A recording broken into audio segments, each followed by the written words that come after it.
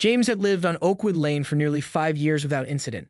A software engineer who worked from home, he enjoyed the quiet suburban neighborhood with its tree-lined streets and the friendly neighbors who would wave as they walked their dogs or pushed strollers past his modest two-story home. Life had been predictable and peaceful, all except for one recent change. Karen Wilkins had moved in across the street 8 months ago, and since then, the harmonious dynamic of the neighborhood had shifted in ways that made everyone uncomfortable. Karen was in her mid-40s with an immaculate blonde bob that never seemed to move even in the strongest wind. She drove a gleaming white Range Rover that she parked diagonally across her driveway, spoke loudly on her phone while walking around her front yard, and had already managed to get on the wrong side of most neighbors by complaining about everything from lawn maintenance schedules to the color of holiday decorations. The first mailbox incident happened on a Tuesday morning in early spring. James was deep into coding a complex algorithm for his company's new project when he heard a loud crash that made him jump in his seat. The sound of splintering wood and metal being wrenched apart cut through the quiet neighborhood like a gunshot. Heart racing, he pushed back from his desk and rushed to his office window. Outside, Karen's oversized SUV was backing out of her driveway at an alarming speed, the engine revving aggressively. In her haste, she had completely demolished his mailbox, which now lay in ruins at the end of his driveway.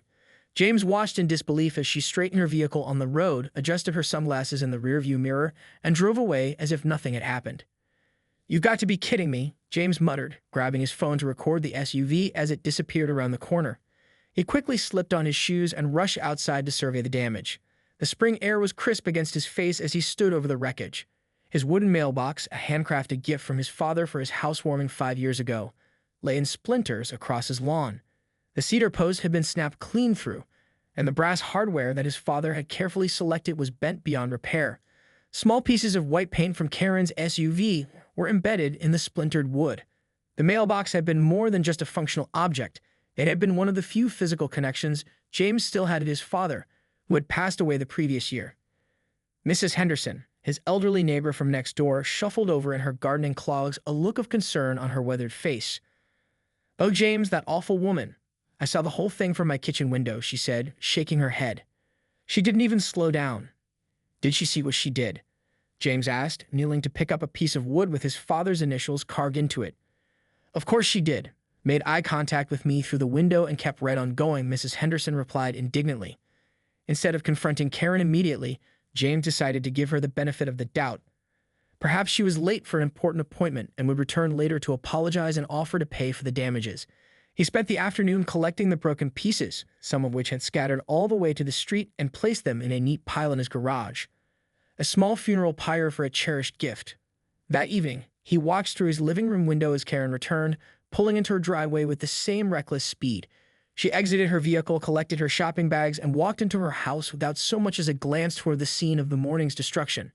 She never did come to apologize. After much deliberation, James decided to replace his destroyed mailbox with a similar wooden model.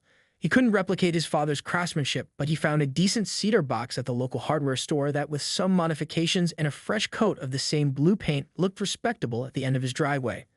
The familiar sight of it each morning helped ease the sting of losing the original. For nearly 3 weeks, life on Oakwood Lane settled back into its routine. James worked from home, took evening walks around the neighborhood, and exchanged pleasantries with everyone except Karen, whom he actively avoided. He had almost convinced himself that the mailbox incident had been a one-time accident when the second incident occurred. On a misty Thursday morning in late April, James stepped outside in his bathrobe to take out the trash before the garbage truck arrived. The sun had barely risen, painting the neighborhood in soft golden light that filtered through the morning fog. As he dragged his bin to the curb, something caught his eye. His new mailbox was hanging at an awkward angle, the post cracked and leaning precariously toward the street. The door hung open, exposing yesterday's mail to the elements. James set down the garbage bin and walked closer to inspect the damage. The dew-covered grass around the mailbox revealed a telling sign. Fresh tire tracks cutting across his lawn, swerving deliberately toward the mailbox before returning to the road. This was no accident. He glanced across the street at Karen's house, where the white Range Rover sat in the driveway, glistening with morning moisture. Something inside him hardened. Later that afternoon, James spotted Karen returning from what appeared to be a shopping trip. She was unloading several bags from her SUV, designer sunglasses perched on her head despite the cloudy day.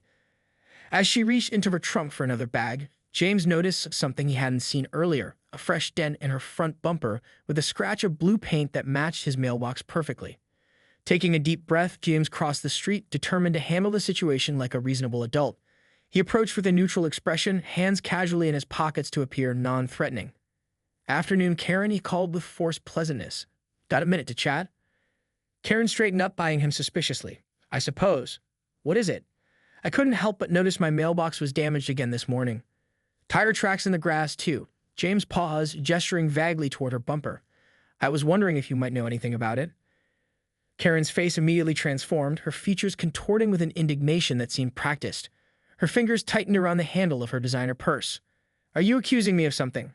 she demanded, voice rising sharply. Several neighbors who were out in their yards paused to watch the confrontation unfold. "I have no idea what you're talking about. Maybe if you didn't place your mailbox so close to the road, this wouldn't be a problem for you." James blinked, momentarily stunned by the audacity of her response. "The mailbox is placed exactly where postal regulations require it to be. It's the standard distance from the curb." "Well, it's too close to my turning radius," Karen snapped, slamming her trunk closed with unnecessary force. "And frankly, it's a bit of an eyesore. The color doesn't fit the aesthetic of our street." As James stood there, processing her bizarre complaint about a mailbox that matched his house, a house that had existed in the neighborhood long before she arrived, Karen brushed past him toward her front door. "Some people just don't understand community standards," she muttered loudly enough for him to hear. "Entitled newcomers think they can do whatever they want." James nearly choked on the irony of being called a newcomer by someone who had moved in just 8 months ago when he had lived there for 5 years. As he walked back to his house, you could feel the eyes of his neighbors on him, some sympathetic, others simply grateful they weren't Karen's current target. The next 2 months unfolded like a bizarre psychological warfare campaign, with James' mailbox serving as the primary battlefield. After the second incident, James installed a small, inconspicuous security camera disguised as a bird feeder in the maple tree near his driveway. He wasn't just being paranoid, something Karen had practically accused him of when he confronted her, but gathering evidence. By early May, James had replaced his mailbox for the third time, opting for a sturdier model with a metal post instead of wood. It lasted exactly 4 days before he found it bent at a 45-degree angle toward the ground. A security footage revealed Karen's Range Rover slowing down as it approached his house at 5:43 a.m., then deliberately swerving to clip the mailbox before continuing down the street. The impact had been so forceful that it had damaged her side mirror, which now hung limply from her vehicle whenever she drove past. The fourth mailbox was reinforced with a concrete base. James had spent an entire Saturday mixing concrete and positioning the post, feeling quietly confident about his handiwork. This one survived for nearly 2 weeks before James awoke to find it completely demolished. The security footage from that night showed Karen approaching on foot at 1:38 a.m., glancing furtively around the quiet neighborhood, and attacking the mailbox with what appeared to be a baseball bat. She had worn a hooded sweatshirt, but the camera caught her face clearly when she looked up at one point, seemingly startled by a neighbor's motion-sensing porch light. Armed with this irrefutable evidence, James requested a meeting with Karen, inviting her via a politely worded note in her mailbox. A courtesy she clearly didn't extend to his own postal receptacle. To his surprise, she agreed to meet him in her living room, where she served him lukewarm tea in a chipped mug while her small, yapping dog circled his ankles. "I wanted to show you something, Karen," James said calmly, pulling out his tablet and playing the footage. "This is from 2 nights ago." As the video played showing her nighttime baseball bat assault on his mailbox, Karen's expression didn't register shock or embarrassment, only annoyance. "You're spying on me?" she hissed, setting down her own pristine teacup. "That's an invasion of privacy. I could sue you for that." "This is footage of my property," James explained, maintaining his composure. "And it clearly shows you destroying my mailbox. The fourth one, by the way." Karen sniffed dismissively.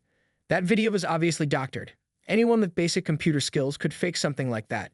She leaned forward, her voice dropping to a threatening whisper. "I have a cousin who's a lawyer. Defamation of character is a serious offense, James." Realizing that rational discussion was impossible, James next took his case to the Oakwood Lane Homeowners Association. He compiled a folder with photographs of each destroyed mailbox, repair receipts totaling over $340, and the security footage burned onto a DVD. What he hadn't anticipated was that Karen had recently joined the HOA board as the Community Standards Officer, a position that apparently gave her significant influence. At the monthly meeting held in the community center, James presented his evidence to the 5-member board. As he spoke, Karen examined her manicure with exaggerated boredom. "This seems like a petty neighborhood squabble to me," she interrupted before he had finished. "Mr. Parker's mailbox clearly violates Section 8.3 of our community guidelines regarding harmonious street aesthetics." The board president, a retired accountant named Bill who seemed perpetually afraid of conflict, cleared his throat uncomfortably. Perhaps we should table this discussion until next month when we have more time to review the evidence. As a last resort, James contacted the local police. Officer Rodriguez came to take his statement and review the footage. Though sympathetic, he delivered disappointing news. "Look, I understand your frustration," he said, handing back the DVD. "But realistically, mailbox vandalism isn't high on our priority list right now. We're dealing with a string of break-ins on the north side of town. The most I can do is file a report, but prosecution is unlikely, especially for a first offense." "First offense?" James echoed incredulously. "This is the fifth mailbox she's destroyed." The officer shrugged apologetically.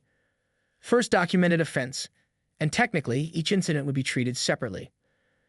What James hadn't expected was the groundswell of neighborhood support that began to form. Mrs. Henderson from next door brought in homemade cookies and shared stories of how Karen had reported her for her unsightly rose garden. The paddles from across the street revealed that Karen had called animal control on their perfectly behaved Golden. As June rolled into July, James realized that if official channels wouldn't help, he would need to take matters into his own hands, legally of course. His dining room table, normally pristine and unused since he typically ate at his desk, became command central for Operation Mailbox Fortress. Laptop open, notepad filled with increasingly complex sketches, and a stack of printouts from government websites created a paper landscape that represented his growing obsession. His research began with the United States Postal Service regulations, where he discovered something that made him sit up straight in his chair at 2 a.m., eyes wide with possibility. While there were strict restrictions on mailbox size, placement height between 41 to 45 inches from the road surface, and distance from the curb 6 to 8 inches, there were virtually no regulations limiting the materials used in construction. The only requirements were that the mailbox be weather-resistant and capable of protecting mail from the elements. Nothing about maximum durability. James murmured to himself, highlighting the relevant passage. Nothing about how sturdy it can be. During his lunch breaks and after work hours, James fell into a research rabbit hole. He watched dozens of YouTube videos with titles like Building an Indestructible Rural Mailbox and How to Reinforce Your Mailbox Against Vandals. He joined online forums where rural homeowners shared stories of teenage mailbox baseball and their creative solutions. One particularly inspiring thread from a Montana rancher detailed how he constructed a mailbox that had survived 3 winters and multiple snowplow hits. James' browser history would have concerned anyone who didn't know the context. His searches included steel plate thickness for vehicle impact, concrete footing depth requirements, industrial-grade bolts tensile strength, and legal implications of reinforced mailboxes. He found himself on metallurgy websites he never knew existed, reading about the differences between various steel alloys and their impact resistance properties. The neighbors noticed a change in him. Mrs. Henderson commented on the number of packages arriving at his house, shipping boxes from industrial supply companies and metalworking specialists. The paddles grew concerned when they saw lights on in his garage until well past midnight, accompanied by occasional sounds of metal being cut or hammered. "Everything okay over there, James?" Mr. Patel asked one morning as they both collected their newspapers. "Sounds like you're building something big." "Just a little home improvement project," James replied with a small smile that didn't quite reach his eyes. In his growing collection of supplies, James amassed items that seemed excessive for a simple mailbox. Impact-resistant steel plating, industrial-grade carriage bolts, specialized concrete mix designed for fence post installation, and a steel pipe with a 3-inch diameter that the delivery driver had struggled to carry up his driveway. James' evenings were spent watching engineering videos about load distribution and impact forces. He learned about the physics of vehicle collisions and how to calculate the force of impact based on vehicle weight and speed. He created spreadsheets to determine the optimal depth for concrete footings based on soil composition and frost line depth in their region. His co-workers noticed his distraction during video meetings, not realizing he was sketching mailbox designs in the margins of his meeting notes or researching local ordinances about structures adjacent to public roads. One night, while working on his 15th design iteration, James had an epiphany that made him push back from his dining room table, a slow smile spreading across his face. If Karen wanted to play games with his mailbox, he would give her an opponent worthy of her determination, a mailbox that would not only withstand her attacks but potentially teach her a lesson about property destruction. The best revenge, he whispered to himself, thinking of his father who had always advocated for standing up to bullies, isn't just getting even. It's creating a situation where they defeat themselves. He pinned his final design to his refrigerator with a magnet, stepping back to admire his creation. From the outside, it would look like a relatively normal, albeit slightly robust mailbox. But beneath its innocent exterior would be an immovable object waiting patiently for Karen's irresistible force. James took a week of vacation time from work, citing a need for personal projects around the house. His boss, who had noticed his distraction in recent meetings, readily approved. "Take all the time you need," she said. "Sometimes a break from screens does wonders." If only she knew that his break from screens would involve welding masks and concrete mixers instead. The Monday morning of his project week dawned clear and warm. James was up before sunrise, dressed in his oldest jeans and a faded college t-shirt, ready to transform his plans into reality. He converted his garage into a makeshift workshop, with his car relegated to the driveway to make space for the materials he collected. First came the preparation of the mailbox itself. James had purchased what appeared to be a standard-sized regulation mailbox from the hardware store, but this innocent-looking shell was merely the beginning. He carefully disassembled it, laying out the pieces on his workbench. Using the quarter-inch steel plate he'd ordered, he cut precise pieces to line the interior, measuring twice before each cut with the angle grinder he borrowed from a friend in construction. The noise and sparks from the metal cutting drew the attention of neighborhood children, who gathered at a safe distance to watch through the open garage door. James, normally private about his activities, didn't mind the audience. In fact, he gave impromptu lessons about tool safety and basic metallurgy to the wide-eyed kids. "Is that for your new mailbox, Mr. Parker?" asked 10-year-old Zach from 2 doors down. "Sure is," James replied, wiping sweat from his brow. "I'm making something special." "Because of the mean lady?" Zach asked innocently, causing his mother to shush him with embarrassment. James just smiled. "Let's just say it's going to be extra strong." The reinforcement process took 2 full days. James cut and welded the steel plates to create an interior cage, then reassembled the outer mailbox shell around it. He reinforced all the stress points, riveted the seams, and added an internal support structure that would distribute any impact force throughout the entire unit, rather than allowing it to concentrate at the point of contact. The mailbox door, typically the weakest point, received special attention with heavy-duty hinges that were welded, not screwed, into place. While the external appearance remained relatively unchanged, James even made sure to use the same blue paint to match his house. The mailbox weight had increased from about 2 pounds to nearly 30. On the 3rd day, James turned his attention to the post. A standard mailbox post could be knocked over by a determined 10-year-old. What James had in mind would withstand a small car. He began by digging a hole at the end of his driveway, 3 feet deep and 2 feet in diameter. The hot July sun beat down as he worked, sweat soaking through his shirt, but determination kept him going. Neighbors walking by slowed their pace, watching with curiosity. Some offered cold drinks or assistance. Mrs. Henderson brought him a sandwich for lunch, staying to chat while he ate. "That's quite a hole," she observed. "Planning to plant a tree?" "Something like that," James replied with a wink. After the hole was prepared, James mixed batch after batch of concrete in a rented mixer, pouring it into the hole around a central steel pipe with a 3-inch diameter and quarter-inch thick walls. He had calculated that this setup would withstand an impact from a vehicle traveling at 30 miles per hour, well above the force Karen had used in her previous drive-by attacks. To maintain the appearance of a normal mailbox installation, James disguised his work with a decorative stone border around the base, making it look like a typical landscaping feature rather than a bunker foundation. He even planted a few cheerful marigolds around the concrete base, their bright orange and yellow blooms contrasting pleasantly with the blue of the mailbox. The 4th day was spent on final assembly and finishing touches. James attached his reinforced mailbox to the steel post using specialized bracketing that he had custom fabricated. He carefully aligned everything according to postal regulations, ensuring the height and distance from the curb were precisely within guidelines. The mailbox door was adjusted to open and close smoothly despite its new weight.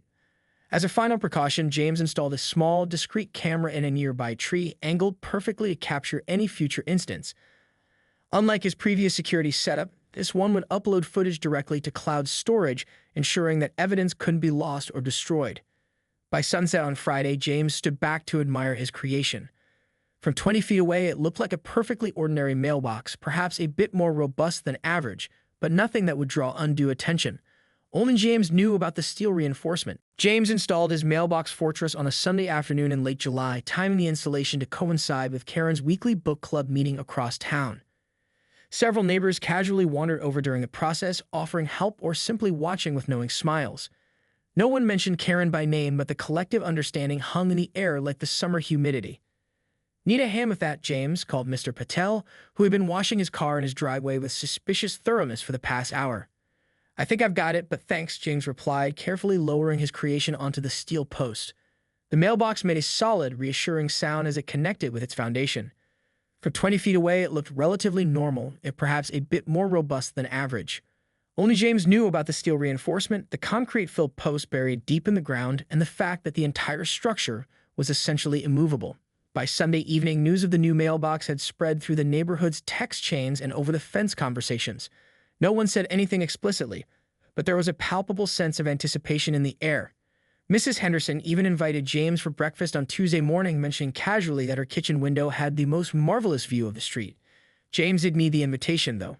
He had arranged to work from home on Tuesday, setting up his laptop on a small desk near his front window.